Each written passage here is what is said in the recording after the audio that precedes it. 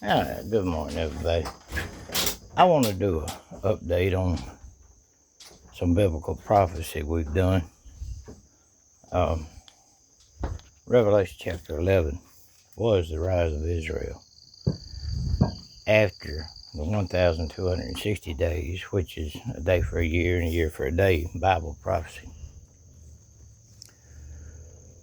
It goes back to the time when they put the Dome of the Rock on the temple ground.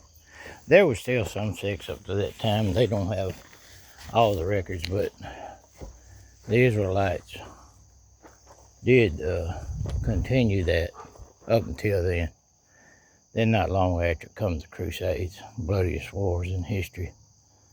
It was so bad that one person wrote, a general did, that blood was up to the bridle of a horse. That's a lot of blood, which we know that was, he was just giving a literal example of how bad it was.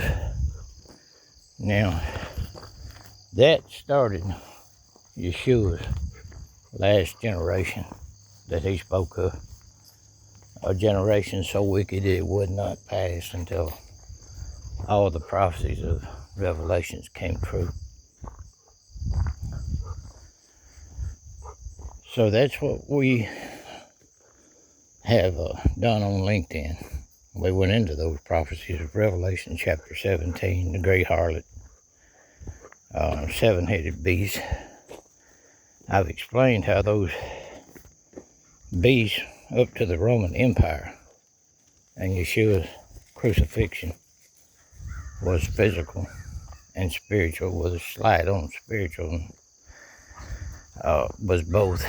But then after Yeshua, the ripping of the veil, we become the temple with the kingdom within, and it all becomes spiritual. And that's why you didn't have any more physical governments up until the League of Nations after World War I. And they combined that. The reason you didn't have it, though, is because you still had the Roman calendar, Roman religion that Constantine started. He was the first pope. And then on into the way our governments are structured. That even come from Constantine. The Romans and the Greeks, and we just followed them. And like them, the Romans took on the Greek religions. It took on Nimrod and Semiramis' teachings from other nations, other beasts, other world governments. And so this is how we have Constantinian Roman ruler's religion still in spirit, and his rule in spirit. You look at your calendar. The calendar you have is the same one they had. It's named after Roman emperors, their daughters, all Roman. So then, the seventh beast, the League of Nations, was killed by a sword stroke. But it was healed because the image of it came back in the United Nations. The only difference, they pretty much stuck to the same,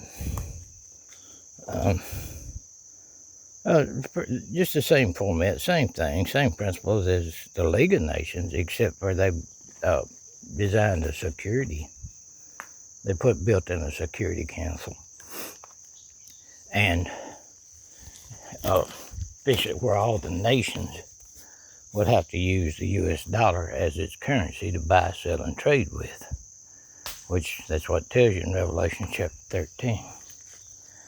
Revelation chapter 12 explains all this, and at the very end of Revelation chapter 12, it says that the great serpent will let out a flood from its mouth to chase the woman, the righteous woman, into the wilderness. And that's what pretty much happened. That's why we have all these falsehoods and everything that runs this world today. So the United Nations was the image of the beast, the seventh beast. And it is today the eighth beast. That's why we are living in the last generation, the wicked generation for world governments. Now this is the last of the world governments. It's not the end of the world and fiery explosions and blowing up this and that. And the Bible don't teach that. It teaches in Revelation chapter 19 and on that the world's going to be turned into what it originally started out, paradise, where it supports its people, everybody on it. And the governments that the Bible showed us and called the great-hearted will no longer be. First, there'll be, according to Revelation chapter 20, the resurrection of the elect, which is Revelation chapter 7, 12 tribes of Israel, which we all know that we're grafted in. So the believers become Jewish, grafted into the olive branch. Then you have the other ones, as also foretold in Revelation chapter 20. Other than the elect, you have a great multitude told of in Revelation chapter 7 that remains. They won't be resurrected until the great day at the end of Revelation chapter 20 of God's judgment. So I just wanted to bring it to you, bring it up to date, why Revelation chapter 11 was the rise of Israel and the last generation that triggered the 7 bowls of wrath. And those who can see spirit understand that the living waters and the sea is the Gentiles, and it was poisoned.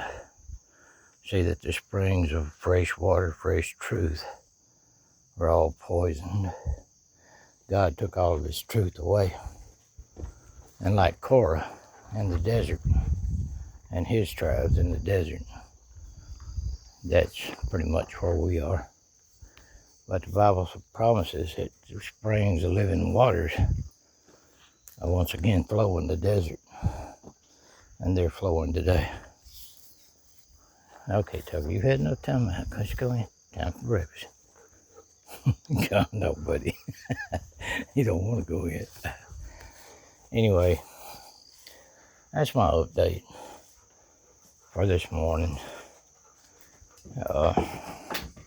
People understand that now. They see how wicked everything's become. They understand what the Bible says. The Bible didn't quit at Gehenna. Gehenna was a place of doom and darkness where the angels are chained, waiting on Judgment Day. It was a place where Israeli people sacrificed their children through the fire to a god Molech. So now we have the biblical truths out there, and everybody knows what they are and knows that the Bible story continues on through Revelation chapter 17, 18, 19, 20, and 21. So that's my update, guys. Have a great day. Next video.